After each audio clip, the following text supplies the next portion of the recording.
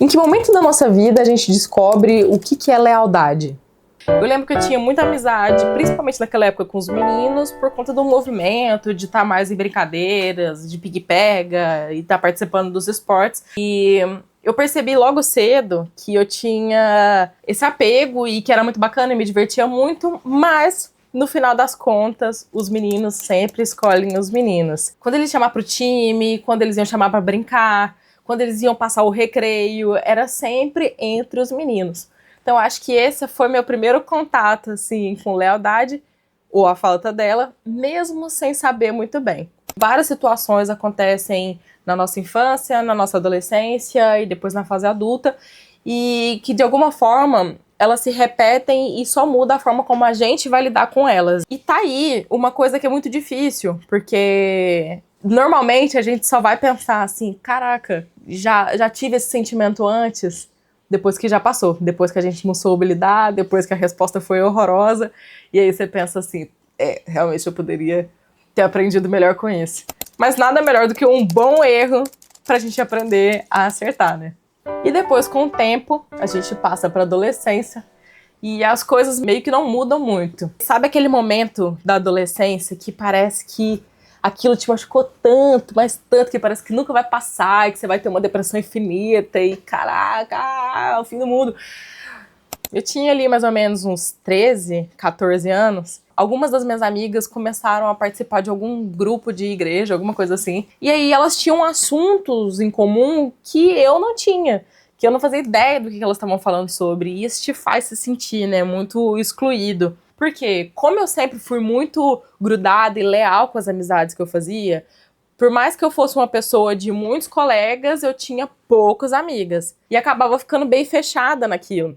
E isso é muito prejudicial, muito prejudicial. As outras pessoas começam a viver outras coisas em outros grupos, começam a ter outras experiências e você vai ficando para trás. E a forma como eu lidava com isso naquela época, e confesso que lido com isso um pouco, fingir que não tô nem aí, congelar, de forma que pareça que eu não ligo e que aquilo teoricamente não me afeta. Só que, obviamente, né, muitos estudos psicanalistas dizem que tudo aquilo que a gente vai ocultando e guardando dentro da gente, ele vai conseguir vazar de alguma forma. Seja através do cinismo, seja através da ironia e principalmente da neurose. Então, são coisas que a gente precisa realmente prestar atenção, porque vai se repetir na vida adulta. Eu sinto que isso continua refletindo através de amizades, família, mas o caso interessante que eu queria trazer para vocês hoje é a forma como a lealdade talvez possa refletir no seu trabalho. Então, me encontro no grupo, gosto muito do projeto e me dedico muito a ele e me fecho um pouco para outras oportunidades porque eu já estou dedicada a um certo projeto. E isso no trabalho é tenebroso, né, gente? Não precisa nem falar. Tenebroso. Trabalho é uma rede, então tu não pode se fechar numa coisa só e impedir que as outras aconteçam, né? Se falando de lealdade e trabalho, né, ou lealdade na fase adulta, uma das coisas que eu aprendi até agora, e tenho muito para aprender, é que é muito fácil você comprar o sonho dos outros.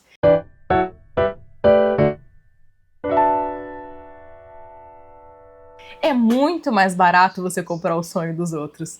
Porque o sonho do outro tá pronto. Parece fácil, né? A gente falar assim, qual o seu propósito? E a gente falar qual que é o nosso propósito de vida, o nosso sonho. Spoiler, não é. É extremamente complexo você ter essa resposta assim, na ponta da língua. E a gente que trabalha com criatividade, a gente está constantemente lidando com o sonho das outras pessoas. Você compra isso, você compra.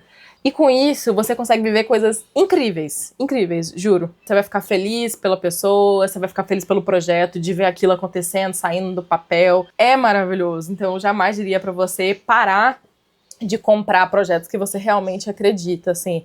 Mas você sempre tem que entender que tem que ter um espaço pra você viver o seu sonho.